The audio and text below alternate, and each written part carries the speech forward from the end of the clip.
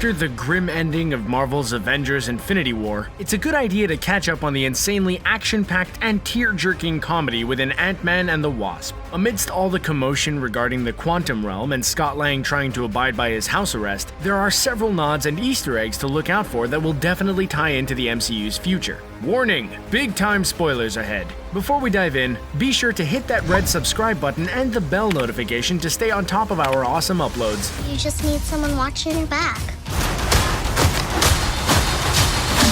STATURE. After covering for her father's absence by stalling the FBI agents, Scott Lang was presumably under some illness once Cassie discovered a giant ant nonchalantly washing itself in a tub, and she just knew she had to buy some time. Fortunately, the coast was clear and the agents fell for Scott's house arrest trick. Cassandra Lang spoke about her concern for her father's misadventures, saying that she wishes there was someone watching her back, like a partner. Although the film clearly shows that Ant-Man's partner is Hope Van Dyne, Cassie was adorably referring to herself, possibly hinting at one of the future Avengers within Phase 4. Within the comics, Cassie Lang becomes a superheroine by the name of Stinger or Stature. Like her father, she can also shrink herself utilizing the Pym particles and has quite a wide arsenal of martial arts under her belt. It's unclear if Cassie Lang, alongside other MCU characters like Korg, Meek, and Valkyrie, survived the finger snap that Thanos performed at the very climax of Infinity War, where everyone faded away into dust. To make matters even more interesting, it has been rumored that an older Cassie Lang was cast for the upcoming fourth Avengers film, which supposedly will deal with time travel or time vortexes.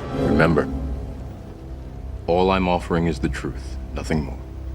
MORPHEUS. Lawrence Fishburne is one of the most well-known veteran actors, most commonly known for his role as Morpheus from the legendary Matrix trilogy, which deals with human survivors in the future attempting to defeat a seemingly omnipresent, malicious mechanical army of machines. Ghost, one of the main antagonists within the film, was able to get away with Hank Pym's miniature lab, which had quantum realm-oriented technology. We later learn it's of utmost importance on Ava Starr's lack of molecular equilibrium, which gave birth to her ability to become intangible and allowed her to become a stealth operative prior to the events of Ant-Man and the Wasp. Despite Hank Pym's warnings, Scott decided to pay Bill Foster a visit, a former colleague of Pym who worked on quantum technology. Surprisingly, Bill was in on the whole ploy to steal Hank's lab in order to attempt fixing up Ghost's painful condition. Here is where the Matrix reference comes into play. Once the group decides to hide with the generic baseball cap and sunglasses routine, they sneak into Bill's classroom where one can clearly see mathematical equations on the board alongside the word Matrix. Coincidence? We'll let you decide. Tap the Oracle grid. I need some stuff out of storage. Give me everything from projects Pegasus, Exodus, and Goliath. Project Goliath. Bill Foster's superhero alter ego within the comics was too good to pass up, but it was actually teased many years ago. When Hank Pym and Bill Foster worked together, they developed technology capable enough to alter Bill's size, allowing him to reach an astonishing height of over 20 feet, which is how he became known as Goliath. Within Iron Man 2, before Thor, Captain America, or the Avengers in general were formed, Tony Stark was on a mission to discover a new element in order to cure the radiation and shrapnel that was affecting his heart after the fated accident in the Middle East that gave birth to Iron Man. As Tony was looking for information on the matter, he ordered his AI companion, now known as, or well, was known as a part of the Vision, to look for information regarding 3 projects. Project Pegasus, which is the project dealing with the events of the first Avengers film and the studying of the Asgardian cube known as the Tesseract, the second being Project Exodus, which as of now we have no clue what it could entail, and finally, Project Goliath, which clearly was a hint from the get-go that Hank Pym and the rest of the Ant-Man cast was set to be unveiled several years later. You have no idea what I'm capable of.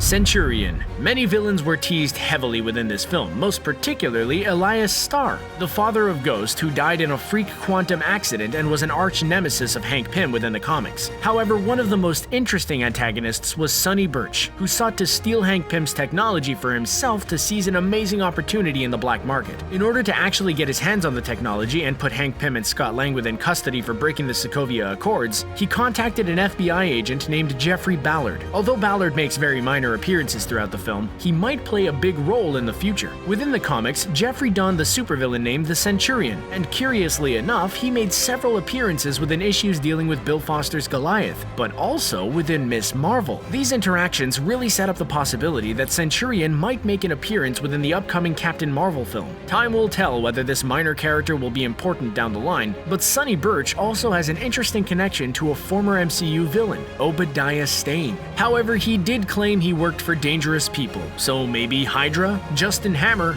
or some other organization is lurking in the shadows. Great job back there. Thanks. Are you gonna say the same thing to me?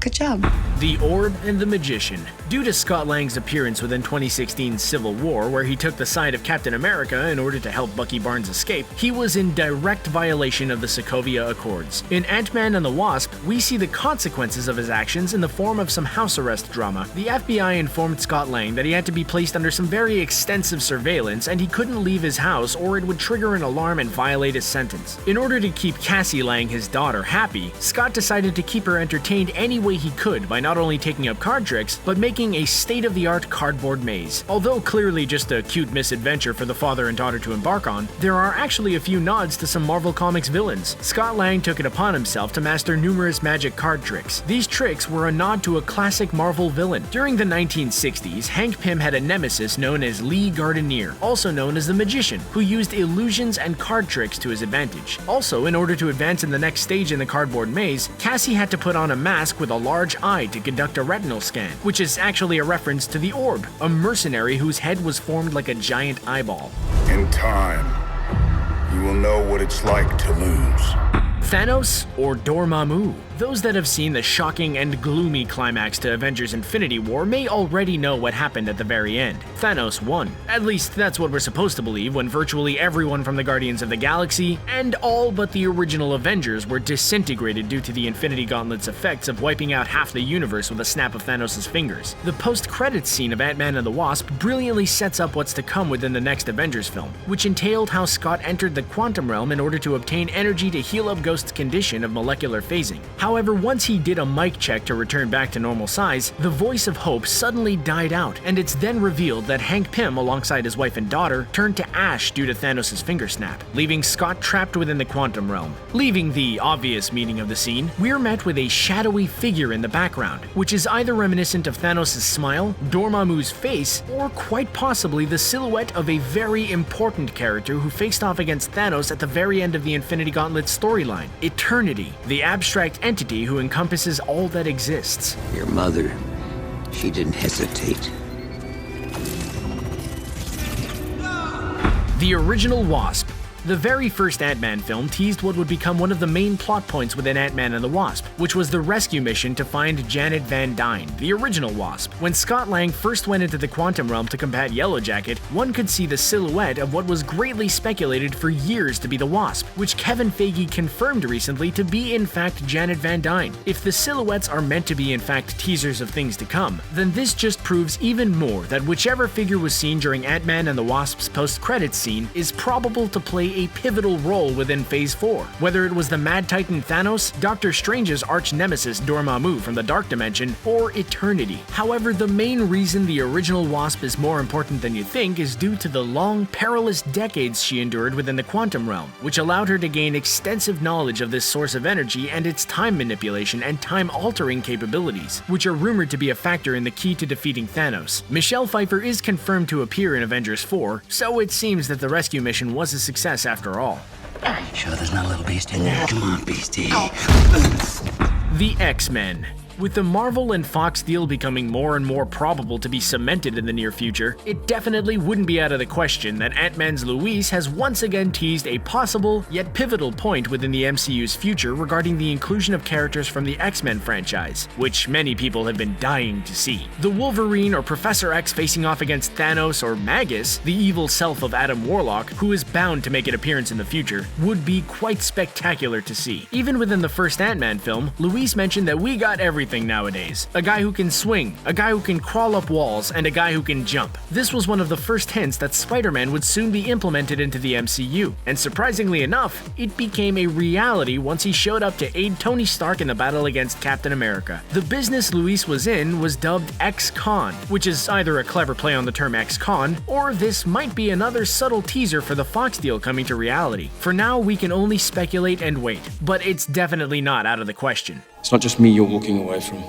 Here, you have the chance to be part of something much bigger than yourself.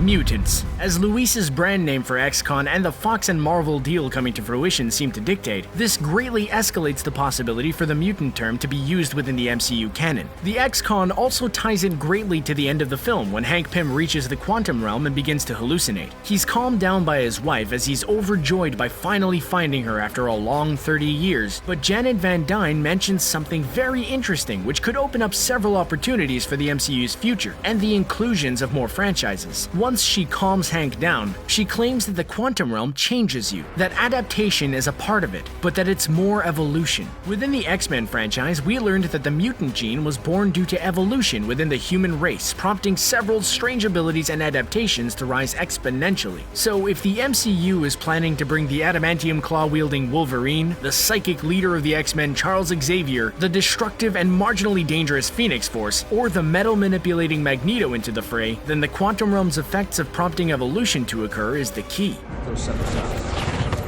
Oh no. So there you have it. Which one of these details did you figure out by yourself? Are there any others that we might have missed? Be sure to let us know in the comment section below, and subscribe to Screen Rant for more awesome content. Thanks for watching.